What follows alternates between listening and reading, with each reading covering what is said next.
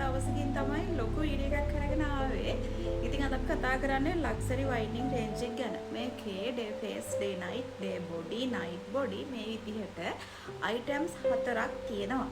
ඉතින් අද අපි එකින් එකෙන් හම්බෙන රිසල්ට්ස් ගැන වෙන වෙනම කතා කරමු.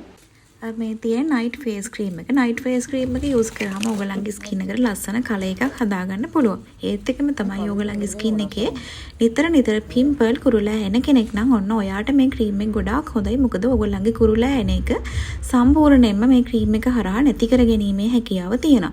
ඒත් එකම තමයි ලස්සන කලර් එකක් ඔයගලන්ට ගන්න පුළුවන්. මොකද වයිට් ලස්සන කලර් එක වයිට්නින් කලර් එකක්. හැබැයි ලස්සනයි කියන පාට තැම්බිච්ච කලර් එකක් එන්නේ නැහැ. එතකොට මේක ඩේ ක්‍රීම් එක යූස් කරාම අපේ ස්කින් එක බ්‍රයිට් වෙනවා සහ ලයිට්නින් වීමක් තමයි වෙන්නේ.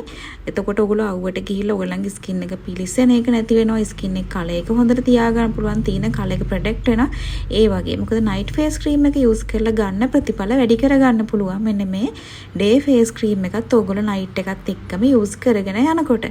ඊළඟට මේක එනවා ඩේ බොඩි ලෝෂන් එක. ඩේ බොඩි ලෝෂන් එක යූස් කරාමත් ඔයගලන්ගේ ස්කින් එක කලර් එකක් ගන්න පුළුවන්. මොකද ඩේ එකට මේක යූස් කරාම ඔයගලන්ගේ ස්කින් එක අවුවෙන් පරිස්සම් කරගෙන ඔයගලන්ගේ ස්කින් එක කලර් එක වැඩි කරගන්න පුළුවන්. ලස්සන කලර් එකක් තමයි එන්නේ මේකේ. තැඹුණ පාටක් එන්නේ නැහැ. ඔයගලන්ගේ ස්කින් එක ස්ට්‍රොබෙරි ස්කින් එකක් තියෙනවා නම් මෙන්න මේ ඩේ බොඩි ලෝෂන් එක නයිට් බොඩි ලෝෂන් එක ගොඩාක් හොඳයි. මොකද මේක යූස් කරාම හොඳ තෙත ගතියක් ඔයගලන්ගේ ස්කින් එකට ලැබෙනවා. නයිට් බොඩි ක්‍රීම් එක තමයි ගොඩාක් ෆාස්ට් වෙන්නේ බොඩි ක්‍රීම් ගත්තාම.